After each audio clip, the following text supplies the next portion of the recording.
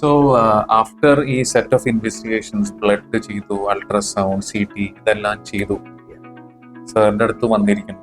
Sir എങ്ങനെയാണ് ഈ ഒരു പേഷ്യന്റിനെ കണ്ടത്? ഓക്കെ, ആൾക്ക് കിഡ്നി ട്രാൻസ്പ്ലാന്റ് ആവശ്യമുണ്ടെന്ന് എങ്ങനെയാണ് സാറ് ഡിസൈഡ്? കറക്റ്റ്.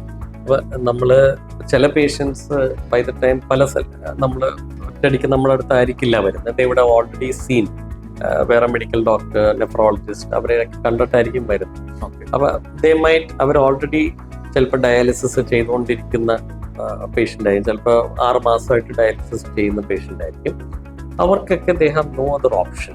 അപ്പോൾ നമ്മൾ ട്രാൻസ്പ്ലാന്റ് ആണ് നെക്സ്റ്റ്. പിന്നെ ട്രാൻസ്പ്ലാന്റ് ചെയ്യാനുള്ള കുറേ ക്രൈറ്റീരിയാസ് ഉണ്ട്, അവർ ഫിറ്റ് ആണോ കാര്യങ്ങളൊക്കെയാണ്. അപ്പോൾ ഡയാലിസിസും അല്ലെങ്കിൽ കിഡ്നി ഇറിവേഴ്സിബിളി ഡാമേജ്ഡ് എന്നുള്ളത് നമ്മൾ പ്രൂവ് ചെയ്ത് കഴിഞ്ഞാൽ ട്രാൻസ്പ്ലാന്റ് ആണ് അതിനകത്തുള്ള ബോത്ത് കിഡ്നീസ്.